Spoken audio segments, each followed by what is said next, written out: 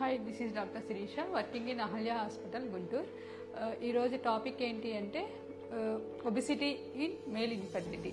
అంటే మగవాళ్ళు ఒబీస్గా ఉండటం వల్ల ఫర్టిలిటీ అనేది ఎలా ఎఫెక్ట్ అవుతుంది.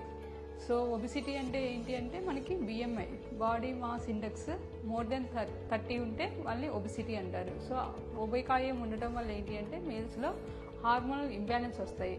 హార్మోనల్ ఇంబ్యాలెన్స్ తర్వాత స్పర్మ్ అనేది క్వాలిటీ తగ్గిపోయింది, ప్రొడక్షన్ తగ్గిపోయింది, మార్ఫాలజీ మారిపోయింది.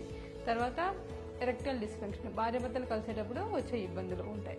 సో మనకేంటంటే హార్మోనల్ ఇంబ్యాలెన్స్ వల్ల వాళ్ళకి ఏంటంటే టెస్టోస్టెరాన్ అనేది తగ్గిపోయింది, దానివల్ల స్పర్మ్ ప్రొడక్షన్ అనేది తగ్గిపోయింది. ఇంకోటి ఈస్ట్రోజన్ లెవెల్స్ అనేవి ఇంక్రీజ్ అవుతాయి. సో దానివల్ల ఏంటి అంటే negative effect. So increase estrogen వల్ల ఏంటి అంటే స్పర్మ్ ప్రొడక్షన్ తగ్గిపోయింది, తర్వాత ఏంటంటే మెచ్యురేషన్ తగ్గిపోయింది.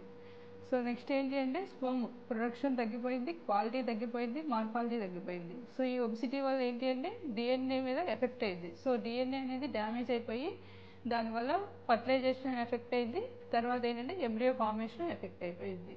సో నెక్స్ట్ ఏంటి అంటే మనకి ఎరెక్టైల్ డిస్ఫంక్షన్. ఎరెక్టైల్ డిస్ఫంక్షన్ అంటే వాళ్ళు భార్యాభర్తలు కలిసేటప్పుడు ఏంటంటే సెమెన్ అనేది డిపాజిట్ చేయలేకపోవటం. నెక్స్ట్ ఏంటి అంటే మనకి increase scrotal temperature. Excessive fat వల్ల ఏంటి అంటే స్క్రోటల్ టెంపరేచర్ అనేది ఇంక్రీజ్ అయింది, దానివల్ల స్పర్మ్ ప్రొడక్షన్ అనేది తగ్గిపోయింది. నెక్స్ట్ ఇంకోటి ఏంటంటే ఒబిసిటీ వల్ల ఆక్సిడేటివ్ స్ట్రెస్ అనేది ఇంక్రీజ్ అయ్యింది, దానివల్ల స్పర్మ్ అనేది ఎఫెక్ట్ అయిపోయింది.